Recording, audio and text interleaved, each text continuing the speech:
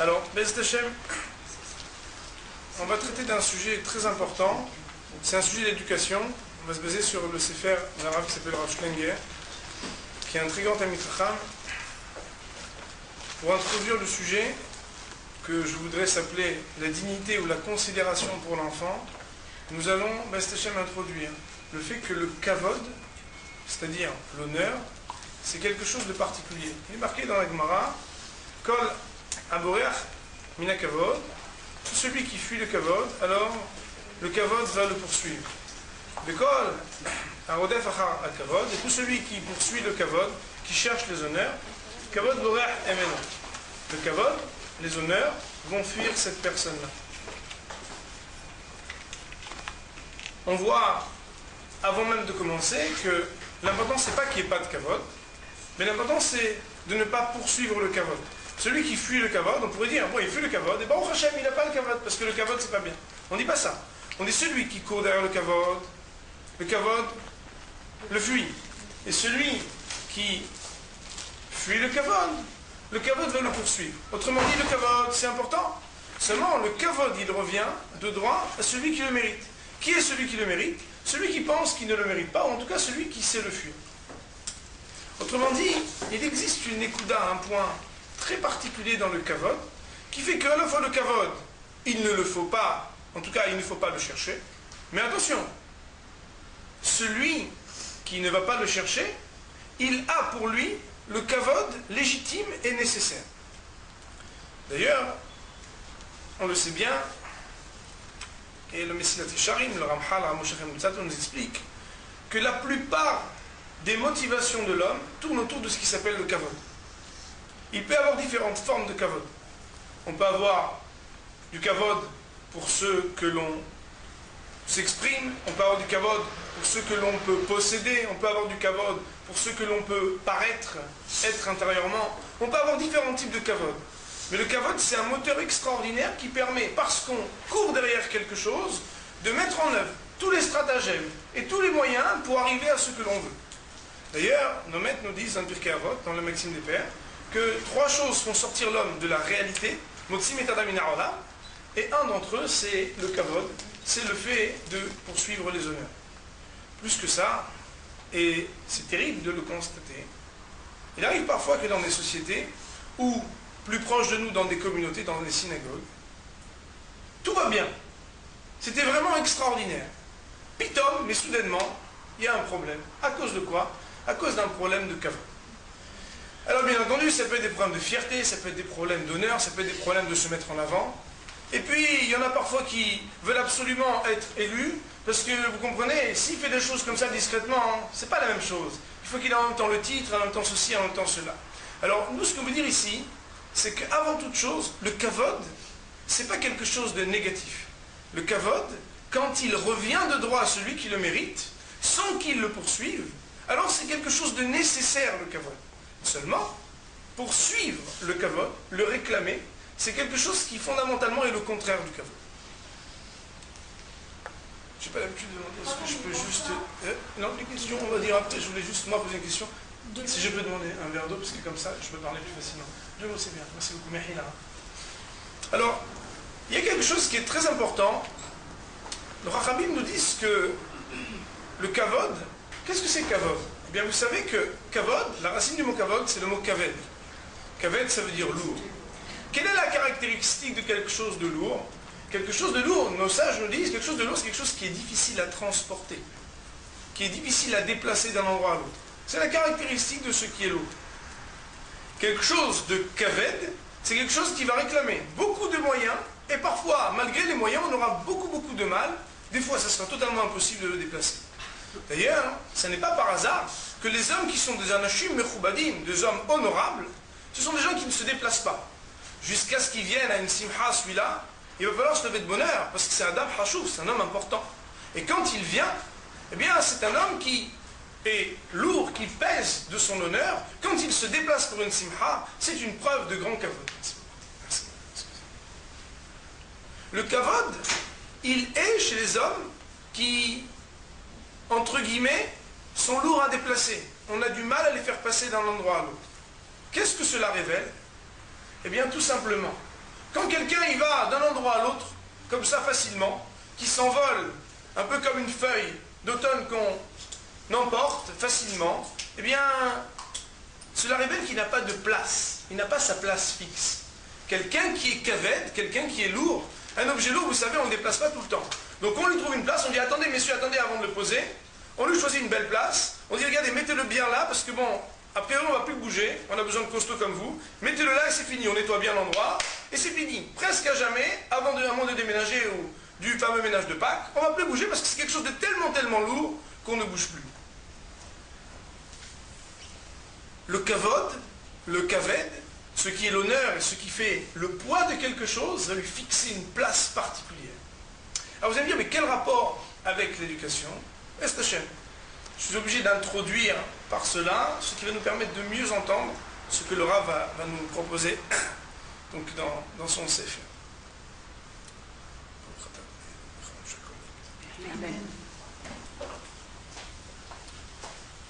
Le kavod, eh bien, il est un moteur. Et le kavod, on pourrait parler, comme je l'ai dit tout à l'heure, pas seulement de considération et d'honneur, mais aussi de dignité. Cela veut dire donner la place à quelqu'un, donner la place à quelque chose. Nous dit la Mishnah, En lecha adam she'en lo sha'a, ve'en lecha davar she'en lo makom. Il n'y a pas d'homme qui n'ait pas son heure. Et le maître nous explique, parce qu'il y a toujours un moment où on a besoin d'un tel ou d'un autre. Il ne faut pas croire que celui-là, il ne sert à rien. Parce qu'il y a un moment où tout reposera sur lui.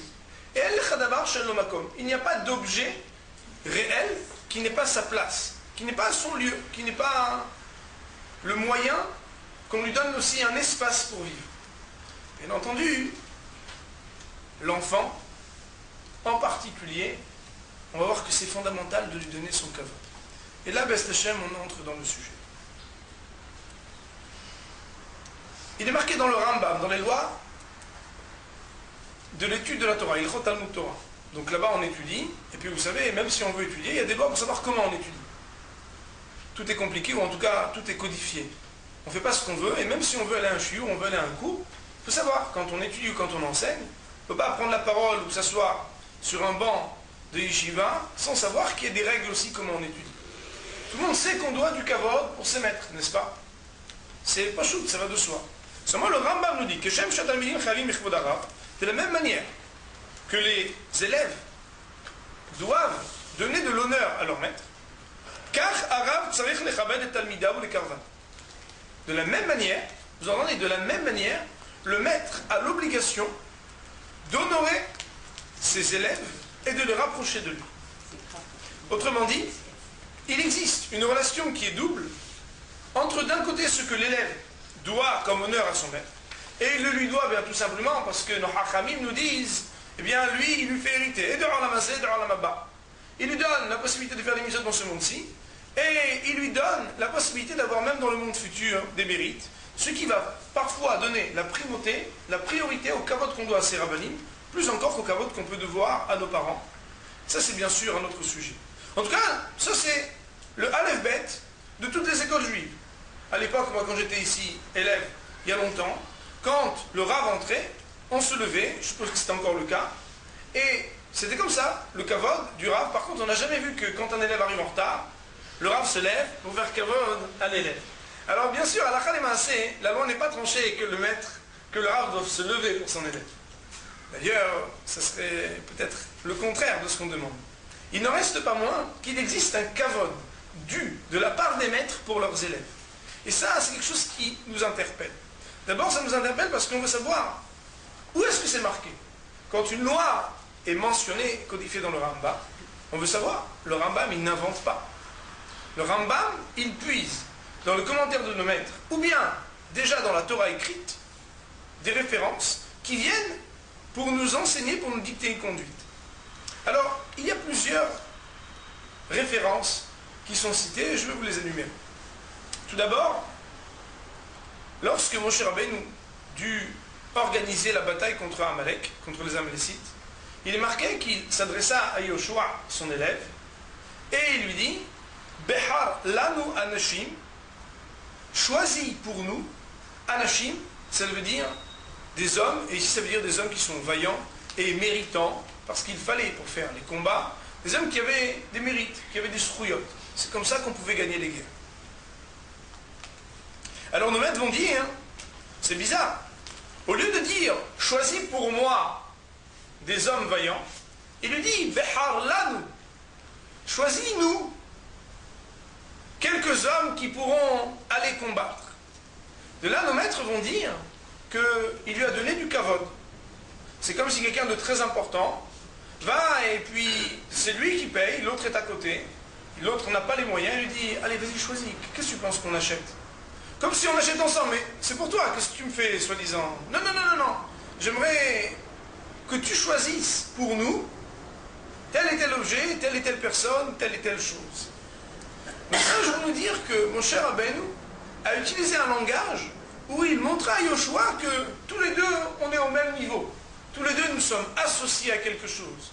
Pourtant, mon cher Rabbeinu était le maître, Yoshua était l'élève, mais il va lui dire, Behar lanu anashim, choisis pour nous, anashim, il s'est mis au même niveau que lui, pour lui donner du kavod, c'était son maître, et il a donné du kavod à son élève.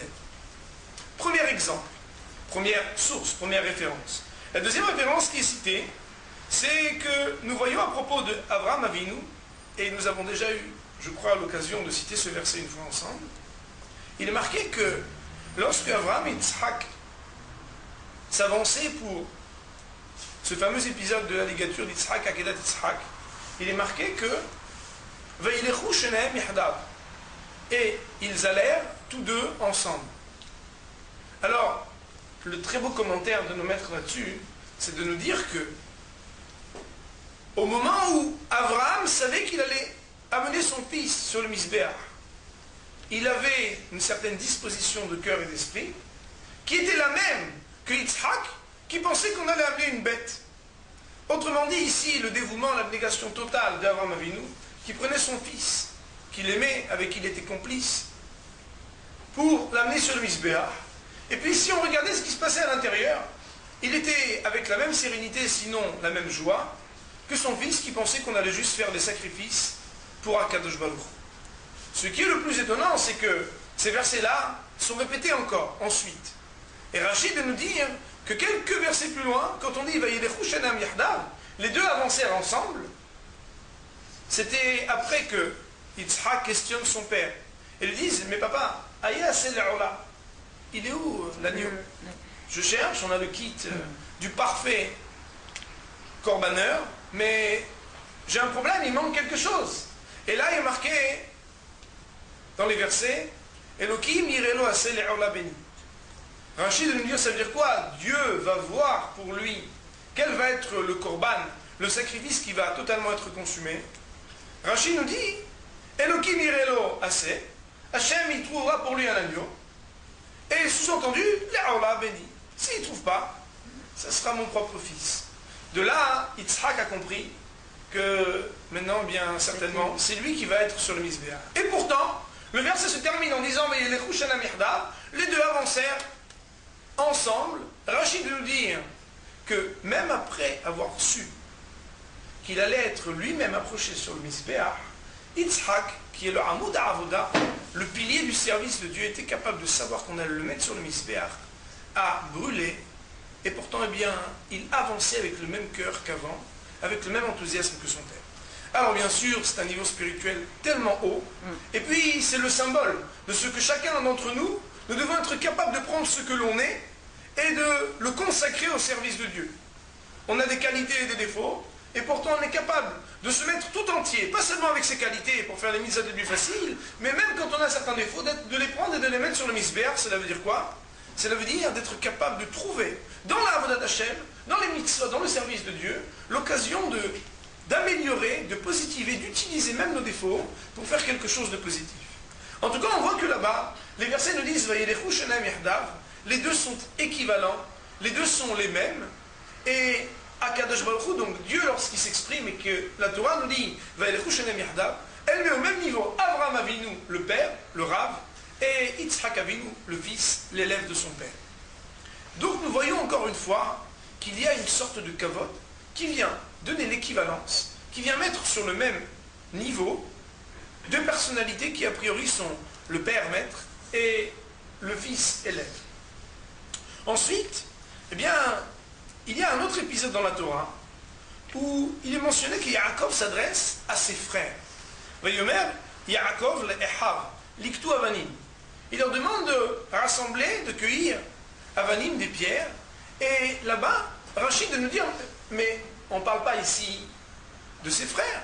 De quel frère s'agit-il? Surtout quand on parle de Yaakov, à quel frère s'adressait-il? Eh bien, le commentaire de nos maîtres, c'est de dire qu'en fait, il s'adressait à ses fils, à ses enfants. Et Nahmani de nous dire, alors pourquoi il les appelle ses frères? Il y en a qui disent, allez, viens frère. Ouais. Alors, nos maîtres nous disent, c'est pour leur donner du kavod. Je vous lis les mots du Ramban. Shaya koreotam belashon kavod. La raison pour laquelle il leur a dit, venez donc mes frères, pour ramasser pour moi des pierres, c'était tout simplement pour leur donner le kavod, de les appeler comme s'ils étaient ses propres frères. C'est quoi des frères? Des frères, c'est qu'ils sont tous les mêmes. Sauf que c'est vrai, il y a quand même un bechor, il y a quand même un aîné. Mais quand on dit, allez viens frérot, ça veut dire qu'on est très proche. Et quand on dit à quelqu'un, viens mon fils, alors c'est déjà qu'on se place un peu au-dessus.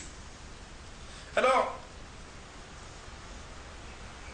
on apprend de ces versets que la Torah elle-même nous révèle combien il est important lorsqu'on s'adresse à son élève, lorsqu'on s'adresse à son fils, de le faire avec des honneurs et d'être capable de le mettre au même niveau que soi.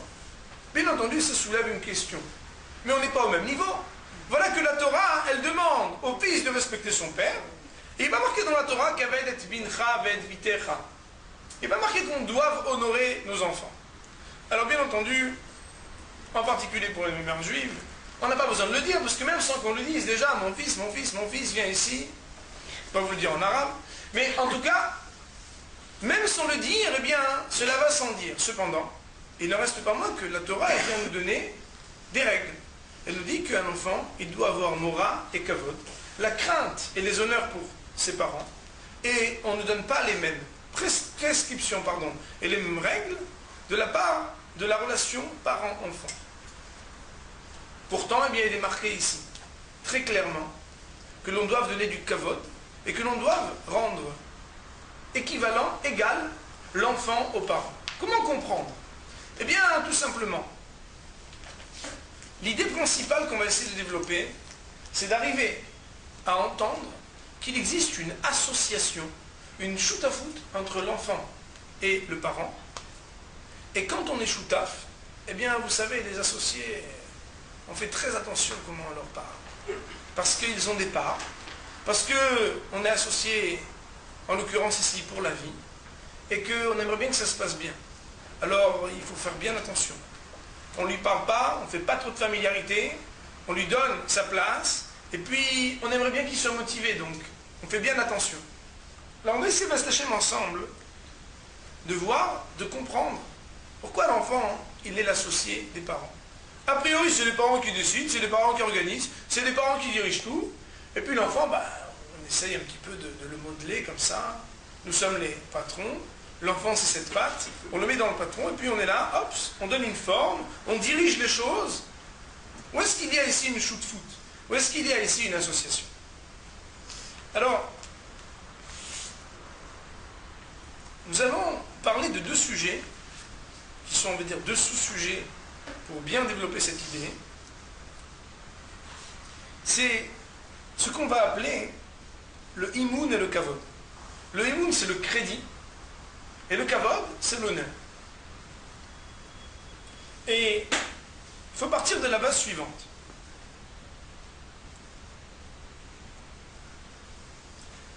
Il y a un rave qui a demandé, c'est l'auteur du livre qui s'appelle Chovat HaTalmidim. Alors moi je suis très heureux parce que plusieurs fois, lorsque je donne des shurim sur le Chinuch, comme j'aime bien ouvrir beaucoup de soirées, l'introduction de ce livre, c'est une introduction qui est extraordinaire. Et j'aime beaucoup la citer. Et Baruch Hashem, le Rav Schlanger, justement, la cite ici. Et le Rav, là-bas, donc, pose une question. Il dit, je ne comprends pas. Il y a des écoles juives, il y a des Chaïder, où le Rebbe, c'est quelqu'un d'extraordinaire. Recruté pour ses qualités, sa finesse, sa joie. il est là, il connaît tout, il est sympathique, les enfants l'adorent. Pourtant, dans la classe, il ne sort pas que des bombes atomiques. Il y a des enfants qui sortent, Baruch Hashem, très bien, et d'autres avec qui ça se passe moins bien. Plus que ça, pas seulement parce qu'à la maison, il y a un suivi, tu comprends, il y en a un, son père, c'est aussi un rebeu. Et l'autre, son père, c'est presque les mêmes lettres, mais lui un peu différemment. Ça veut dire qu'il ne va pas se comporter comme il faut. Alors, il ne va pas suivre, il ne va pas faire le chumash avec lui, il ne va pas refaire avec lui les mishnayot, il ne va rien refaire. Le père, il se comporte le contraire d'un rebeu.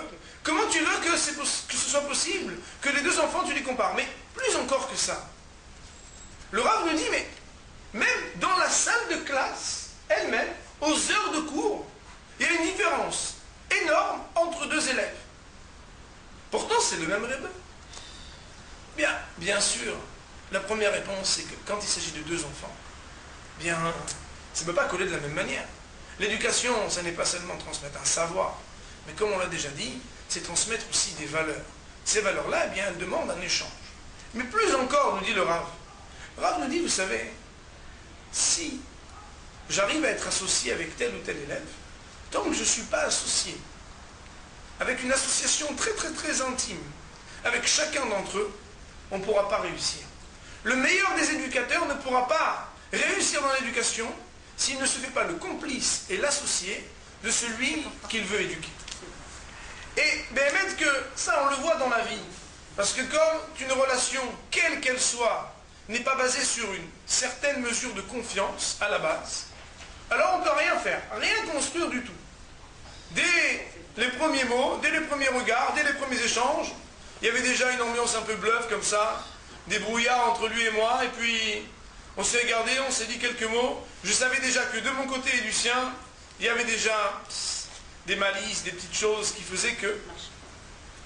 Hachamim, on nous dit, ce rebeu, il peut être le meilleur, mais encore faut-il qu'il y ait, vous savez, dans les CB, il faut se mettre sur le même channel. Si on ne se met pas sur le même canal, vous pouvez appeler pendant 2 heures. Roger, t'es là? Et lui de l'autre côté, Miskel, il dit, Mandeva, t'es là? Mais on n'est pas sur le même canal, on n'a pas trouvé de chitouf, quelque chose qui nous associe. Pourtant, sur le canal 8, à part Roger, il y avait tous les autres copains. Mais Roger, le pauvre, il était sur le canal 9. Si je n'arrive pas avec chacun à lier sur le même canal un échange qui me permet de communiquer et de le faire avancer, alors, je peux être le meilleur, je peux crier très fort, avoir la meilleure CB avec la meilleure antenne, une porteuse, ça ne changera rien du tout. Pourquoi? Parce qu'il va falloir qu'il y ait un lien, une liaison entre les deux. Et ça demande d'aborder celui que l'on veut éduquer avec du kavod et en lui donnant véritablement le sentiment que sans lui, on ne peut pas réussir. Et ça, c'est la première lettre du Aleph Bet du Hinour, c'est de dire, en tout cas de faire sentir à l'enfant, que sans qu'il s'associe, on ne peut rien faire. Alors bien entendu, ça c'est pas un cours pour les enfants, c'est un cours que pour les parents. Pourquoi? Parce que des fois on se dit, mais attends, son grand frère, si tu le voyais, j'ai même pas besoin de parler. Mais lui, c'est impossible. Je m'assois, j'explique, je réexplique. Eh bien, il faut savoir que, avant tout, ce qui fait défaut aux parents, parce qu'eux, ils sont là, vous savez, l'enfant, Hachamim nous disent qu'il est très conscient que sans un lien avec le monde adulte, il ne peut pas grandir. Il le sait. Déjà pour manger, pour marcher, pour s'habiller, pour se changer, pour se laver, il sait qu'il ne peut pas. Donc lui, toute sa vie, elle est d'imiter, de demander, de réclamer, de parler, d'aller. C'est vrai que pour les Playmobil, il n'a pas besoin de vous, c'est tout. Mais pour tout le reste, il a besoin d'un lien. Donc il sait qu'il a besoin d'un lien avec le monde adulte. À qui fait défaut ce qui fait qu'on est sur le même canal ou non? Toujours, c'est de la part et bien du parent. Pourquoi? Écoutez bien, c'est un peu dur et ça peut même être parfois triste. Les parents, des fois, ils peuvent penser que cet enfant-là, tu sais, il ne veut pas. Et ça, c'est la pire des choses qui puissent exister, c'est de croire qu'un enfant, il ne veuille pas faire bien. Alors, ça demanderait un autre shi'ur, qui fait partie d'un des chapitres de ce que le Rav a rédigé, qui nous explique que lorsqu'Akadosh Baruch Hu, il a créé le monde, il a été voir chacune des créatures, et lui dit, tu veux être créé, tu veux ressembler à ceci, tu veux ressembler à cela, et jusqu'à ce que la personne dise, oui je veux, oui je le veux, alors Akadosh Baruch Hu, ne le crée pas. Autrement dit, il y a quelque part, et c'est peut-être ce qui a donné une littérature de tout ce qui fait les sciences humaines, d'apprendre à accepter ce que l'on est, parce qu'à la base, l'existence, elle commence quand tu apprends à accepter que c'est comme ça que je suis. J'apprends à accepter. Eh bien, il faut savoir que c'est vrai pour soi-même, et c'est vrai pour l'autre, c'est vrai aussi pour les enfants. Un enfant, eh bien, avant qu'il soit né, avec une mission, avec un dessein, avec un but, Akadosh Baruch Hu, il dit, tu veux bien coopérer, on va te donner une neshama, avec tel et tel but, tu vas faire telle et telle rencontre, et puis tu auras l'occasion, soit de faire bien, soit de faire pas bien. Tu veux bien l'accepter? Oui, j'accepte cette mission. Puisque chaque créature de ce monde a été interrogée avant que d'accepter sa mission, et a acquiescé, a accepté, il est impossible d'aborder un enfant en pensant une seconde que l'enfant, il ne veuille pas devenir ce qu'il doit devenir. C'est ce qui nous amène à parler de ce qu'on appelle le imoun. Imoun, cela veut dire le crédit. Le crédit, bien entendu, vous avez reconnu la racine du mot émouna. Et la base de toute chose, nous disent nos maîtres, c'est de croire que l'enfant, il veut faire bien. Et plus que ça, c'est que l'enfant, il peut faire bien. Regardez bien que la plupart du temps, lorsque on s'interroge sincèrement à se dire mais pourquoi avec lui ça ne se passe pas de la même manière, c'est parce que parfois, eh bien, lui, quand on lui dit d'aller faire ceci ou cela, quand il se retourne, il voit qu'on est derrière à regarder s'il le fait bien. Alors que l'autre, eh bien, tu sais, lui c'est un fonceur, hein, j'ai jamais besoin de voir, j'ai jamais besoin de venir derrière lui. Mais c'est peut-être parce que à l'origine, eh bien, la première fois, d'emblée, il a senti que quand on lui demande quelque chose, quand on le regarde, quand on s'adresse à lui, on lui parle comme à un grand. On lui parle comme à quelqu'un à qui on fait confiance. Attention, je ne suis pas en train de rentrer dans le sujet qui fait qu'on demande bien au-delà des forces d'un enfant, en lui disant, mais de toute façon, il va se débrouiller. Mais chacun par rapport à son âge, on sait qu'il y a des enfants à qui on donne plus de confiance, plus de crédit qu'à d'autres. Et la première question, c'est de se dire, est-ce que je donne le crédit ou est-ce que je ne le donne pas? Quand je ne le donne pas, il faut savoir que c'est quelque chose qui fait défaut aux parents. Parce qu'il n'y a aucun enfant qu'Akadosh Baruch Hu il amène au monde pour, chas v'shalom, faillir, pour ne pas réussir, pour rater ce qu'il doit faire. Seulement cela va dépendre combien on lui montre qu'on est ensemble. Ensemble, ça veut dire, tu sais, tu es mon choutaf. Nous sommes associés. Sans toi, moi, je ne peux pas. Un enfant qui entend, même bien entendu dans un non-dit, on va pas s'asseoir après le cours et dire, bon, bah, tu sais, je veux dire, sans toi, je ne pourrais pas. Oui, c'est pas ça qu'on est en train de dire. C'est que dans l'attitude générale, il s'agit, même sans avoir besoin de le dire, de faire sentir à l'enfant que sans que lui coopère, on ne pourra pas y arriver. Ça, c'est ce qu'on appelle le imoun. Akadosh Baruch Hu, il est marqué que c'est parce qu'il a eu foi en la création que la création a pu être créée. Il a eu foi en l'homme, alors l'homme a pu être créé. Le matin, quand on dit Rabba Emunatecha, eh bien, il y a plusieurs compréhensions, mais un des commentaires, c'est de dire combien Akadosh Baruch Hu tu me fais confiance. Quelqu'un d'aussi petit que moi, tu me réveilles à nouveau, tu me redonnes vie pour me proposer encore de faire des grandes choses. Qu'est-ce que je suis? Je suis rien du tout. Eh bien, c'est parce qu'Akadosh Baruch Hu nous donne, Rabba Emunatecha, il nous donne cette émouna, il nous donne ce crédit, que nous pouvons réussir des grandes choses. De la même manière, quand quelqu'un, on lui donne du crédit, on dit, tu sais, voilà, j'aimerais maintenant que tu gères telle et telle chose, tu as un budget de temps et temps. Quoi, moi? Tout de suite, la personne, eh bien, elle se sent déjà plus capable qu'avant, parce qu'on lui a donné des budgets, on lui a donné du crédit, on lui a donné des épaules. Ça, c'est le premier, la première idée fondamentale, c'est lorsqu'on aborde, eh bien, le rapport qu'on doit avoir avec un enfant, avant toute chose, c'est de lui dire, tu sais, sans toi, je ne peux pas réussir dans ce qu'on est en train d'entreprendre, et j'ai totalement confiance que, aussi petit que tu es, et aussi fragile que tu apparais, Bezrat Hashem, je sais que tu as des grands potentiels et des grandes possibilités. Vous savez qu'on se rend compte, après des années, qu'en soi-même, eh bien, parfois, on réfléchit sur sa propre vie, que ce qu'on a vu quand on était enfant, ce qui nous a manqué quand on était enfant, eh bien ce sont des choses qui nous suivent toute la vie. Autrement dit quoi? Autrement dit, c'est vrai que l'enfant, on a l'impression qu'il est tout petit, c'est rien du tout. Tu sais, ben c'est Hachem, quand il sera grand, on verra. Mais pour l'instant, pas du tout. Cet enfant-là, c'est une éponge qui n'est pas moins sensible et pas moins intelligent sur le plan de son affect que ne le sont les adultes. Seulement, c'est moi qui l'aborde d'une certaine manière et pas d'une autre. Ce imoun-là, cette foi qu'on doit lui donner, c'est d'arriver à le regarder comme quelqu'un qui potentiellement va devenir un grand Talmid Chacham. J'aime bien raconter qu'à l'Yeshiva, il y a un des rabbanim qui, lorsqu'il reprend un jeune homme, je l'ai une fois entendu dire, tu sais, il y a ce qu'on appelle les mashgiachim dans les yeshivot. Mashgiach, c'est celui qui a un rôle un peu difficile, parce qu'il doit reprendre, et puis des fois il doit faire quelques remontrances, parce que quand on est 50, 100, 200, 300, ben, il faut un certain ordre, et puis quand on a 15, 16, 17, 18 ans, c'est un âge où parfois on a besoin qu'on nous aiguille, qu'on nous oriente. Alors ce rave, une fois je l'ai entendu dire, tu sais, je me permets de te parler, mais peut-être que dans quelques années, tu seras un très grand Talmid Chacham.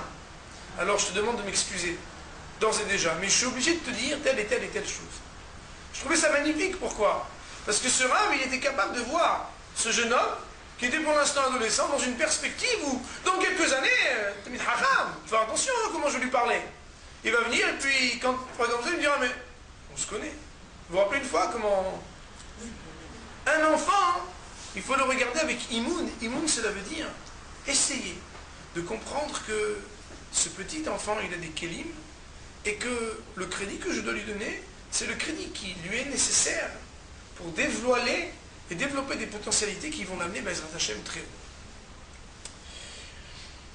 Alors,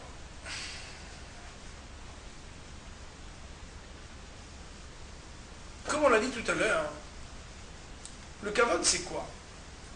Eh bien, le kavod, c'est d'être capable de donner sa place. Comme on l'a dit tout à l'heure, kavod, kaved, donner une certaine place. Manquer de kavod, c'est ne pas donner sa place à celui qui pourtant la mérite. On comprend de là, nos maîtres nous expliquent que celui qui fuit le kavod, alors lui, Béhémet, il le mérite. Mais celui qui court derrière le kavod, courir dans le kavod, ça veut dire aller d'un endroit à l'autre. S'il va d'un endroit à l'autre, ça veut dire que c'est quelqu'un qui est très déplaçable, il est très mobilier. S'il est très mobilier, ça veut dire qu'il mérite une place, il mérite un kavod. Pas du tout. Parce que cette personne-là, étant donné que lui-même, en croyant trouver son kavod, il se rend le plus léger du monde, cette personne-là, il nous révèle qu'il ne mérite aucun kavod. En tout cas, le kavod, ça va être de montrer à l'enfant combien il est chachou, de montrer à l'enfant combien il a sa place. Et bien, mettre qu'il y a une grande famille que j'estime beaucoup à Yerushalayim, je sais très bien sûr pas leur nom, et quelque chose d'extraordinaire. Baruch Hashem, ils sont une belle équipe de foot, c'est un peu plus même. Et là-bas, chacun a son numéro, comme les joueurs, chacun a son maillot. Alors bien sûr, c'est une image, ils ne jouent pas au foot, il n'y a pas Diego, mais chacun a sa place. Et on voit que les parents donnent la place à chacun d'entre eux. Pas seulement au Béchor parce qu'il est Béchor, ou au tout petit parce que c'est le plus petit, mais à chacun d'entre eux, on voit qu'il y a un rapport directif où je m'adresse à lui, pas comme je m'adresse à l'autre. Je m'adresse au troisième, pas comme je m'adresse à la première. Et puis chacun, par rapport à ce qu'il est, je vais lui donner sa place.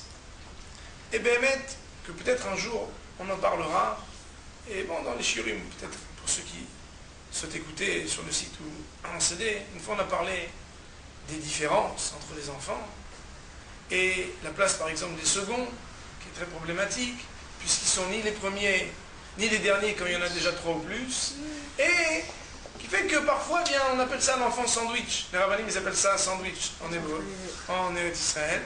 Et c'est celui qui est entre le pain du dessus et le pain du dessous. Et le fait d'avoir sa place, le fait d'avoir son kavod, c'est tellement décisif pour un enfant. C'est la shutafut, l'association qui existe entre les parents et les enfants, qui va faire que l'on puisse réussir ou non. Et permettre que, malheureusement, la plupart du temps, il est facile, lorsqu'avec un des enfants, on a entre guillemets réussi, de se dire que quand ça ne marche pas exactement pareil avec l'autre, c'est parce que tu comprends, lui, il n'a pas les mêmes kélim, il n'a pas les mêmes aptitudes, il n'a pas les mêmes qualités. Alors, moi je vous le dis au nom de nos maîtres, ça n'est pas juste. Chaque enfant, on doit s'associer d'une certaine manière avec lui, et il y en a avec qui il faut prendre plus de temps, et d'autres plus de patience, et d'autres plus de récompense, et d'autres avec un ton un peu plus dur. Chacun selon ce qu'il est, chacun avec sa cible, on va devoir chercher les canaux, parce que sache que si lui, il ne reçoit pas ton message, c'est parce que c'est à toi, parent, avant tout, à te cadrer et à te mettre sur le même canal que lui. Et ça, c'est quelque chose que peut-être on n'aime pas entendre, mais, ben, Sachem, on est obligé de le dire ici. Il y a, dans les paroles du Rav ici, des paroles qui sont très fortes, comme vous pouvez le constater, c'est quelqu'un qui ne mâche pas ses mots, mais qui, Baruch Hashem, plus on étudiera, plus vous verrez combien, en quelques pages, on repart avec des choses dans son sac. Il nous dit que un enfant, on a le droit, sinon le devoir, de lui faire comprendre que nous, on est juste là pour le guider. C'est pas notre vie. Si on se donne tellement, c'est pour que lui il réussisse. C'est pas pour que nous puissions dire mon fils à moi, il a fait ceci, mon fils à moi, il a fait cela. Alors bien sûr, ça demande un travail en amont, ou béhémet, on ne fait pas les choses pour nos enfants, afin de pouvoir dire mon fils ceci, mon fils cela. Une fois, le Rav Diaman, qui est un des grands spécialistes de Hinouch en Eretz Israël, a raconté qu'il y a quelqu'un qui habitait Bnei Brak et qui voulait mettre son fils dans une grande yeshiva à Ponevezh. Et puis, le Rav lui dit, mais il paraît que tu as inscrit ton fils à Ponevezh. Il a dit oui. Et mais, attends, je comprends pas. Tu as dû faire un forcing. Ah, oui, oui, c'était très dur, mais bon, tu sais, maintenant c'est pour tout le monde pareil, hein, Ponevezh, c'est très dur. Oui, mais j'aimerais savoir, ton fils, de ce que j'ai su, de ce que j'ai vu, quand moi-même j'ai pu l'avoir comme élève, il n'est pas tellement matim. Il ne correspond pas tellement au profil là-bas. Tu sais, c'est très intense, et puis on m'a dit que c'est quelqu'un qui peut-être serait mieux dans une petite structure. Alors, le père, qui était un rave, qui dit quoi? Mais où je vais le mettre? Alors, il y a un monde qui lui dit, bah regarde, tel yeshiva, de tel nom. L'autre il dit, une yeshiva pareille, moi je vais mettre mon fils dans une yeshiva pareille. C'est une yeshiva comme ci et comme ça, là-bas, en dénigrant le nom de la yeshiva. Alors qu'est-ce que le Rav Diamant lui répond, lui, tu sais, pour ton fils, l'adjectif que tu as utilisé pour qualifier cette yeshiva, c'est ce que Ponevezh peut être pour ton fils. Parce que il n'est pas possible de regarder objectivement une structure sans regarder le rapport et la possibilité qu'un enfant s'adapte ou non à tel ou tel endroit. Eh bien, quelques mois plus tard, le Rav raconte que cet enfant, il est sorti de Ponevezh, et malheureusement pas pour aller dans une autre yeshiva. Et le Rav a rencontré ce père, et lui dit, alors il en est où ton fils? Et il a dû tristement lui raconter ce qui se passe. Il lui dit, tu sais, je suis obligé de te dire que quand tu as mis ton fils à Ponevezh, tu ne pensais pas à lui quand tu l'as mis là-bas, mais tu pensais à pouvoir dire, mon fils il est à Ponevezh. Alors bien entendu, quand on entend ça, on stéréotype à se dire, ah ouais, une histoire avec un rabbin qui met son fils à Ponevezh, ouais, les religieux. Non, ça arrive dans tous les domaines. Et c'est une anecdote qui peut-être, dans les milieux de la Torah, sont moins nombreuses que dans d'autres milieux. Je prends cette histoire parce qu'elle a été contée ainsi. Ça peut être une histoire d'une école de musique, autant que Supélec pour ceux qui ont fait Mathsup SP, que Hippocancan pour les uns et toutes sortes d'autres études pour les autres. Parfois on veut le prestige pour ses enfants, mais on ne le veut pas pour eux, on le veut pour soi-même. C'est ces fameuses histoires qui, en Afrique du Nord, ont fait dire aux parents, tu seras médecin, et le pauvre il voulait être tout sauf médecin, d'ailleurs ça l'a rendu malade. Pourquoi? Parce que lui il avait envie de faire autre chose, mais on lui a dit, mon fils il est médecin. Ça veut dire que, bien entendu, c'est important de s'adresser à un enfant pour lui dire, eh bien, moi je ne suis là que pour t'aiguiller pour devenir ce que tu dois devenir, mais il faut encore, bien sûr, en être convaincu. et se convaincre de ça, eh bien c'est un premier travail, qui est un travail en amont de chacun des parents. En tout cas, l'idée qui est, je pense, très forte ici, et moi c'est la première fois que je la vois écrite, c'est d'être capable de transmettre, comme je vous dis, pas directement dans le dibour, par la parole, ça dépend de quel âge, mais tout du moins par un non-dit, par une manière avec laquelle on aborde l'enfant, de lui faire comprendre que nous, c'est pas nous qui sommes gagnants.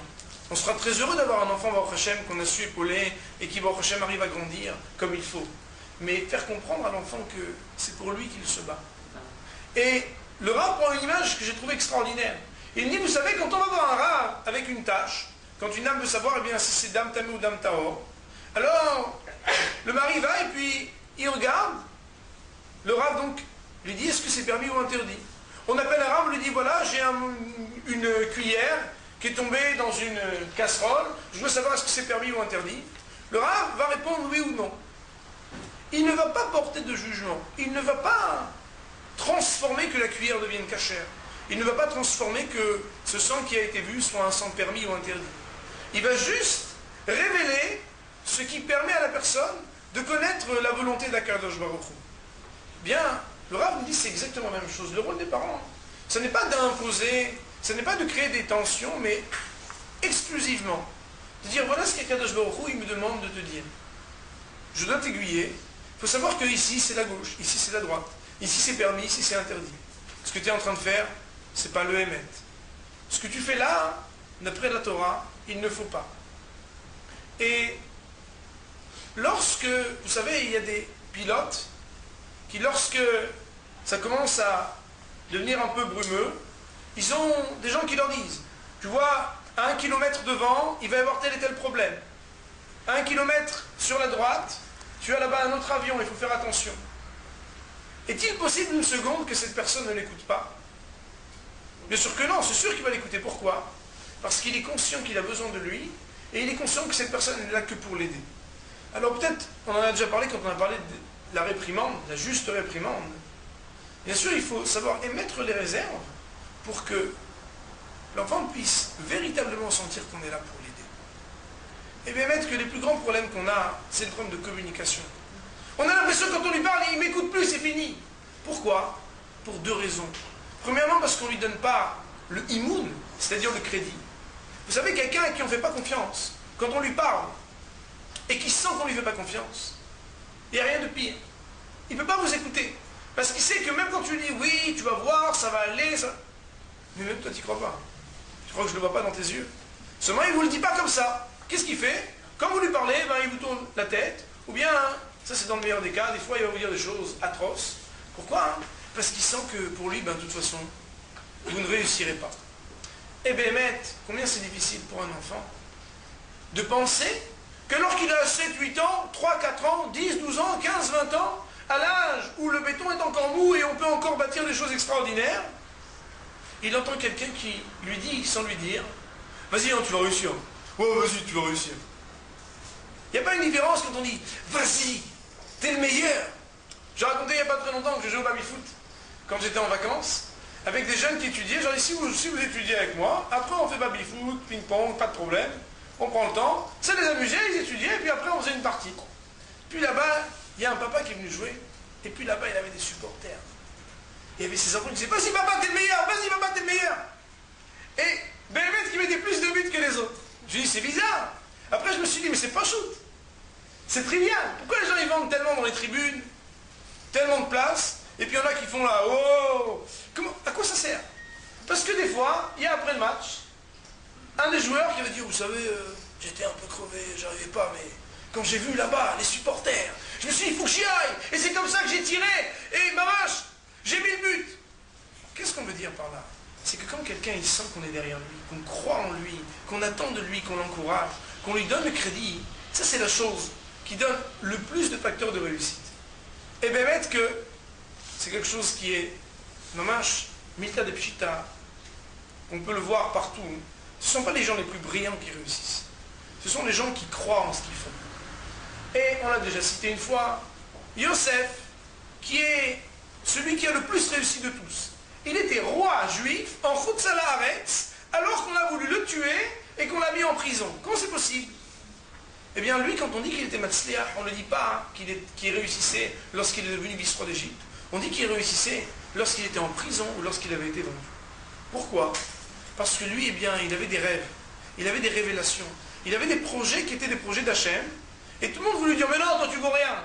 Lui, il arrivait, c'est quelque chose de très singulier et très propre à lui, à ce que même lorsque le monde entier va lui dire, de toute façon, t'es un bon à rien, lui, il a quand même ce lien avec Akadosh Baruch Hu, le père de tous les pères, qui croit en lui, alors il arrive à dépasser toutes les limites et à réussir quand même. Bien, plus encore que tous ses frères, Yosef, c'est celui qui a été roi là où personne ne pouvait parler de royauté. Pourquoi? Parce qu'il croyait en ce qu'il faisait. Le imoun, ce crédit, c'est ce qui est le moteur, avant tout, de ce qui permet à un enfant de croire en lui-même et d'arriver à réussir. Le kavod, c'est le fait que lorsqu'on s'adresse à lui, puis on lui donne sa place, on essaye de l'écouter et on essaye de comprendre ce qui fait la différence entre lui et les autres. Vous savez, le kavod de chacun, on a dit, c'est le makom de chacun. Et il y a dans les Sfarim, dans les livres de Hinour, il y a une fois un conseil que j'ai lu, qui je trouvais vraiment très percutant, qui demandait que chacun des parents passe du temps avec chacun des enfants. Alors quand on entend ça, seul, quand on entend ça, on se dit, ben, c'est sûr, bien sûr.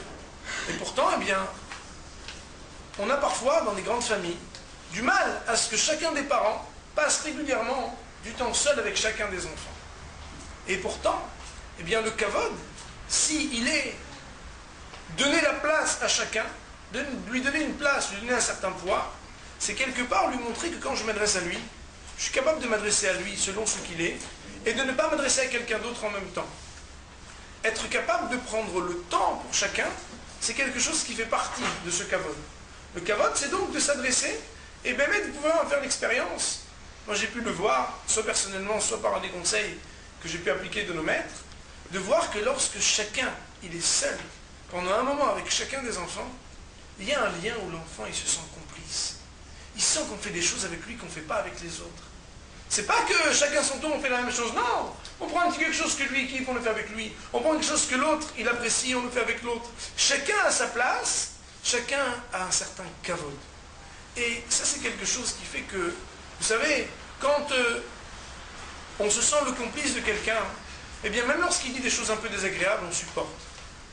Nos maîtres nous disent que les meilleurs amis, on le sait bien, c'est ceux qui sont capables pas seulement de faire des compliments, mais de nous aider à nous remettre en place quand on ne fait pas des choses justes. Seulement, c'est très difficile, pourquoi? Parce que la plupart du temps, vous savez, dès que quelqu'un commence à lever le ton, on dit « Oh, celui-là, c'est fini, on ne l'appelle plus. » On ne le voit plus, c'est fichu.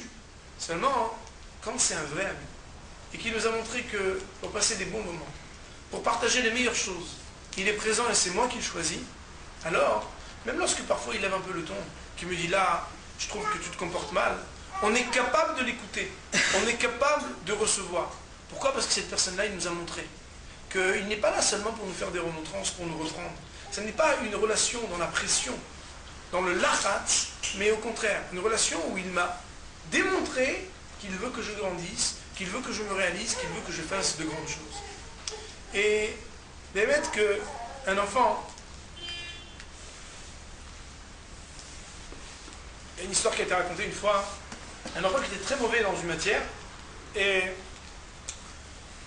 il a beaucoup travaillé, puis il revient avec une très bonne note, on pourrait dire par exemple un 17, et puis le père dit « mais t'as fait ça tout seul ?»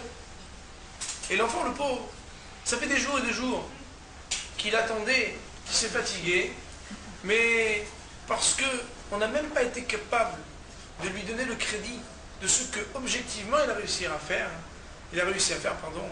Grâce au shalom, ça le fait tomber, on ne sait pas combien ça le fait tomber bas. C'est encore toujours cette idée, c'est de croire que parce qu'il est petit, parce qu'il est jeune, alors on n'a pas besoin d'avoir des égards, on n'a pas besoin de penser et de réfléchir avant de s'adresser à lui. Au contraire, les adultes, vous savez, ils sont déjà bien construits, et puis ils ont des méthodes de défense, ils savent ne pas écouter quand il ne faut pas écouter, ils savent répondre quand il faut répondre. Un enfant, il est encore tout fragile. Il est là, et chaque fois qu'on va s'adresser à lui, eh bien, il faudrait faire un petit déchet mihoud. Comment avant de faire les mitzvot dans les déchets mihoud, Shabbat, on fait attention à dire attention, je ne vais pas faire de bêtises, je vais avoir les kavanotes qu'il faut. Eh bien, on doit faire la même chose. Le kavod, c'est-à-dire à la fois la dignité, à la fois la confiance qu'on a donnée à un enfant, nos maîtres nous disent combien c'est fondamental, combien c'est critique de ne pas le donner. Et voilà, c'était le premier sujet que je voulais traiter avec vous donc sur ce Sefer. C'est de vous dire que quand la Torah nous dit que l'honneur de ton élève il soit important et choyé à tes yeux autant que ton propre kavod, ton propre honneur, c'est parce qu'un élève, un enfant, pour qu'il puisse recevoir, il faut qu'on lui montre que sans lui on ne peut pas réussir. L'échec de l'éducation, il ne dépend pas des qualités personnelles de celui qui éduque ou des qualités de celui qui est éduqué, mais du lien qui peut exister entre les deux. On peut avoir un enfant extraordinaire et un père extraordinaire, et pourtant les deux ensemble, ça ne marche pas. Et parfois, eh bien, c'est terrible de voir que l'enfant, quand il a besoin qu'on intervienne de l'extérieur, avec un cours part, le père pensait qu'il avait un cancre, et le rabbin ou le prof de maths lui dit, mais vous savez, vous avez un enfant extraordinaire. Et il dit, ah bon, vous êtes sûr? Et puis, quand ce sont des éducateurs qui s'expriment, il se dit, mais c'est pas possible. Et puis, quand on regarde le père, on se dit, mais c'est un homme tellement extraordinaire. Bien, tout simplement, c'est parce que la place, la petite mise au point, le petit switch par dichotomie, à savoir sur quel canal il est, prendre le temps d'être un peu seul pour découvrir que il n'est pas comme son frère, il n'est pas comme sa sœur, il est un peu différent. Lui donner son crédit parce que, fondamentalement, un enfant, c'est sûr qu'il veut faire bien. C'est sûr en plus qu'il a les possibilités de bien faire. Seulement, ça va dépendre bien combien je me lie à lui, combien je lui donne cette confiance. Ça, c'est la base de tout. Et c'est Best Hachem, bien en réfléchissant sur ce sujet, que Best Hachem prendra les forces pour faire que Altikre Banaïr et la Bonaïr, nos petits-enfants ne soient pas seulement nos enfants, mais des bâtisseurs des temps propices à la venue du Mashiach, Tzidkenu, Amen.